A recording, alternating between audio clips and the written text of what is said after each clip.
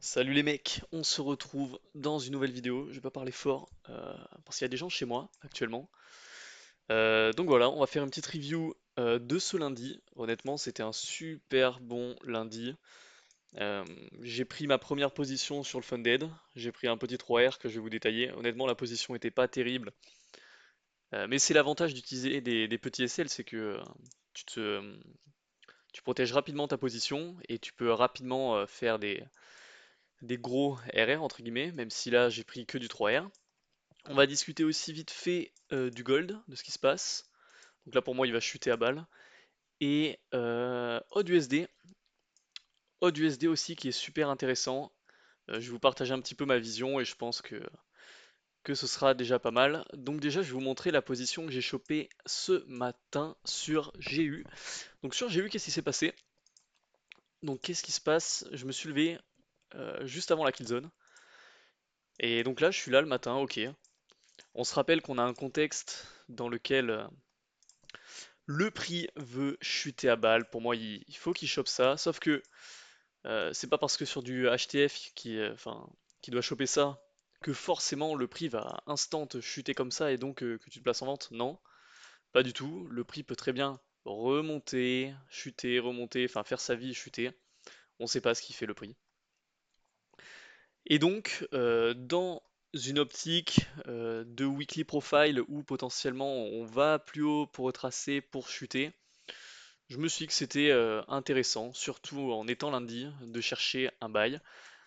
Après, ce qui m'embêtait, c'est que sur du LTF, on n'avait pas vraiment de grosses liquidités. Là, tu vas me dire, mais qu'est-ce que tu racontes? On a tout ça à choper. Sauf que tout ça, ça me faisait plus penser à un build-up, c'est-à-dire une accumulation. Et souvent, j'ai remarqué quand, regarde, quand on a une accumulation comme ça, le prix juste, il explose, tu vois, sans forcément enfin, revenir chercher ça à cet instant T. Donc pour moi, c'était pas vraiment une zone de liquidité qui m'intéressait vraiment. Et c'est pour ça que je dis que la position que j'ai chopée ce matin, c'était juste la réaction à ce sweep de liquidité. Hop. Donc pour moi, regardez ici, on a une cassure de structure, on revient, on casse la structure en interne. Donc pour moi, il y avait des gens. Comme par hasard, on sweep ça pile au moment de la killzone et il me semble que j'étais rentré où? Ça m'a fait un 3R avec un TP ici, je crois. C'était où? Attendez. Je crois que j'étais rentré. Ça faisait pile 3R.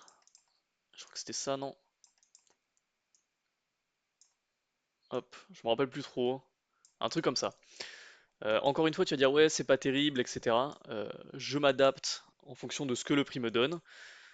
Euh, Et, euh, et ouais, pourquoi j'ai mis mon TP ici? Parce que regardez, encore en termes de cassure de structure, les dernières cassures de structure qu'on a, c'est ici, ici et ici. Et donc moi, je me suis dit que si des gens cherchaient à vendre, ils allaient se positionner au retour ici, tu vois, hop, avec un SL potentiellement ici. De la même manière, ici, hop, tu vois, retour SL ici. Donc pour moi, ce qu'il fallait à minima chercher, c'était cette zone-là. Et vu que c'était comme je vous ai dit, pour moi, il n'y avait pas grand-chose à aller chercher. Là, c'était un peu une position forcée. Je me suis dit que j'allais me contenter de mes 3R, ce qui était très bien déjà. Et vu que je suis sur le funded, ça sert à rien de chercher des gros RR parce que j'ai une règle de consistance de 40%. Donc c'est assez embêtant parce que ça m'oblige à couper mes trades gagnants, tu vois. Donc c'est un peu embêtant. Donc voilà, on va aller sur... est-ce qu'on va aller sur le gold? Je sais pas. Je sais pas, je sais pas. Ouais, je peux faire la petite analyse du gold. Donc, le gold. Qu'est-ce que- qu'est-ce qu'on a sur le gold? Est-ce que le micro marche? Le micro marche. Sur le gold, on est dans cette situation-là. Euh, alors moi, j'attends potentiellement un sweep de ce niveau ici avant de continuer à aller plus haut. Après, le prix peut très bien juste sweep ça et s'en aller, mais regardez, ça fait un choche là, donc pour moi, des gens veulent acheter dans ces niveaux. On a un market maker modèle, pour moi, euh, il y a vraiment de fortes chances que le prix continue à chuter et j'attendais un retracement dans cette mèche en H1. J'ai pas pris de vente parce qu'on sweep pas vraiment de liquidité pour moi, donc ça ne m'intéresse pas trop. Voilà. Ok. On s'était laissé le vendredi ici. Là, il y avait un super buy que j'ai pas chopé parce qu'effectivement, je dors moi la nuit et que je me limite aux horaires de Killzone. Il y avait potentiellement un buy qui était prenable ici. Hop, pourquoi? Encore une fois, il n'y a pas grand-chose à chercher. Là, tu vas me dire, comment ça, il n'y a pas grand-chose à chercher? Mais si ici on avait une structure où on cassait la structure là, on revenait, etc. Là, je me serais dit, ok, il y a des gens positionnés, ça m'intéresse d'aller chercher un achat jusqu'à ces niveaux ici. Sauf que vous voyez que là, regardez, on n'a pas de cassure de structure. Tu vois, donc je me dis, le prix peut potentiellement chuter dans cette mèche. Tu vois, en HTF, ça fait une mèche. Tu vois, le prix peut potentiellement continuer à chuter juste en ayant mitigate. Tu vois, ça revient dans ce rejection block, ça revient aux 50% de la mèche et ça chute. Mais encore une fois, juste en tradant les liquidités, enfin les réactions, c'était possible de rentrer. Tu vois, où est-ce que c'était possible de rentrer? Là, là, là, là, là. Hop. Dans le FVG ici, tu vois, c'est pas mal. Après, ça fait un gros. Tu vois, tu te mets au 50%. Après, ça fait un gros SL. Donc, moi, c'est pas forcément quelque chose que j'aime bien, avoir des SL aussi gros. Tu vois, et là, tu te payes au niveau du premier OB de l'autre côté. Mais bon, comme je vous ai dit, les gros SL comme ça m'intéresse pas trop. Et donc, voilà pour le gold. Voilà pour le gold. Après, le prix peut très bien revenir ici. Attendez, hop. Revenir sweep et se barrer. Honnêtement, je regarderai ça de mon côté. Moi, c'est surtout AUD-USD que je voulais parler avec vous. Parce que je trouve c'est super intéressant ce qui se passe. Donc, si on va en weekly, on a le setup classique. Voilà. Le setup classique où euh, on avait on a un BPR ici, on avait une liquidité juste avant, on la sweep, on est revenu. Donc même si tu t'embrouilles pas avec des liquidités LTF à tout moment, tu vois, tu pourrais faire un truc comme ça. Tu vois, et là tu vas target ça, ça fait du 2R, c'est nul. Mais si tu fais du swing ou etc., mais pourquoi pas. Maintenant, en allant un peu plus dans les détails, qu'est-ce qu'on voit? Donc bon, des equals, pas besoin d'être un Einstein pour le voir. Après là, ce que j'aime pas, c'est que on réagit bien dans ce FVG là et que pour faire ce mouvement ici, c'est un peu une manip en termes de mois, tu vois, c'est du HTF. Et là, on est le 22, ça voudrait dire que pardon, ça voudrait dire qu'on ferait la manip en fin de mois. Le timing me plaît pas trop. J'aurais préféré le faire en début de mois. Comme ça, on aurait un monthly profile qui serait cohérent. Donc, à voir. Restez attentifs. Mais ce que j'aime beaucoup, c'est qu'on a clairement une accumulation ici, une autre accumulation ici, et donc pour moi, regardez, on casse la structure, on revient, donc pour moi, il faut sweep ça, et après, buy de l'espace, à minima, jusqu'à cette accumulation ici, et après, en fonction de comment le prix réagit, tu peux potentiellement, j'allais dire, laisser tourner. Moi, honnêtement, avec des petits SL, je clôturerai à balle, enfin, toutes mes positions ici, mais au moins, j'aurai mon biais jusqu'ici, donc ça, c'est cool, je sais pas pourquoi j'ai laissé ce trait. Et donc, les positions d'aujourd'hui, vu qu'on est dans un market maker modèle, je me suis dit qu'on n'allait pas forcément revenir choper toutes ces liquidités là, tu vois.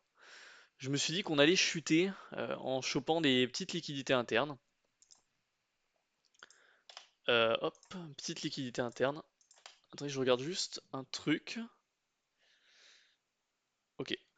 Ouais, je me suis dit qu'on allait chuter sans prendre ces liquidités là. Hop. Et donc juste avant la kill zone, j'avais cette zone que j'aimais bien pour choper la liquidité ici, parce que regardez, hop, je vais faire un petit trait. On va revenir ici. Là, regardez les dernières cassures de structure qu'on a à la vente, c'est dans ces niveaux ici. Tu vois, c'est-à-dire que on voit ça, on revoit ça, exactement la même ici, et ici surtout, on est revenu et on a réagi. Donc pour moi, ici, il y a des gens. Donc je voulais choper un buy pour aller target ça. On n'est pas revenu, tant pis. Hop. Et j'attendais de base, j'avais mis un ordre limite pour pas me faire chier parce que je crois que j'étais à la salle. Au 50% de la mèche. Regardez, la mèche elle était pas du tout mitigate, donc je me suis dit faire quelque chose comme ça. Regardez, hop. Quelque chose comme ça, c'est déjà, enfin, c'est honnête, ça fait du CTR, c'est cool. Sauf que quand je suis allé sur du M1, au moment du sweep de la liquidité, j'ai vu que le prix a fait une accumulation. Ici, on avait un SMT avec l'autre paire corrélée. Hop. Et donc, quand le prix a sweep, hop, quand le prix a sweep la liquidité plus ça, je me suis dit, il y a un monde où ça offre une réaction. Donc j'ai attendu, regardez, là ici on a une cassure de structure. J'ai attendu que ça revienne, je crois, ou j'avais peut-être un SL plus bas, je me rappelle plus. Je me rappelle plus trop. Mais donc, vous voyez que je me positionne avant la cassure de la structure à la baisse. Et, euh, et j'ai pris un peu plus de 3R, il me semble. Là, tu vas me dire pourquoi j'ai coupé ici. Tout simplement, regardez. Là, vous voyez que ça fait une trendline. Ça crée pas mal de liquidité, donc regardez ce qui s'est passé. Donc, j'ai coupé ici, sur mon petit compte. Dans tous les cas, comme je vous ai dit, j'avais fait mes profits sur mon funded, donc là, c'était uniquement, on va dire, pour le fun. Mais ce qui est intéressant de voir, c'est que le prix, euh, là, ça fait une trendline. Ça a pris une partie de la trendline et ça a chuté, mais où est-ce que ça a réagi? Ça a réagi pile aux 50% de cette mèche qui n'était pas du tout mitigate. Donc ça, vous voyez, c'est plein de petits trucs à faire gaffe. Parce que j'ai pas pris la position, mais regardez, tu peux clairement faire une super position comme ça. Hop. Et regardez, tu fais juste la réaction, t'es déjà à plus de 10 R, tu vois. Enfin bref. Et donc j'avais pris mes profits là, donc là j'ai arrêté de trader parce que j'ai pris déjà assez de positions pour la journée. Et donc, là si on revient sur en temps réel, qu'est-ce qui se passe? Vous voyez que le prix est revenu sweep cette zone-là. Pourquoi pas? Dans tous les cas, la zone dans laquelle moi je cherchais une vente, c'est celle-là, donc à tout moment le prix peut revenir aux 50% avant de chuter. Le prix fait ce qu'il veut. Je ne contrôle rien. Comme je vous ai dit, l'importance, selon ma façon de faire, c'est d'avoir des petits SL comme ça. Regardez, je peux me permettre de rentrer là, de faire des profits, et même si le prix revient sweep, ben, c'est pas grave, parce que je me suis sécurisé. Et donc voilà.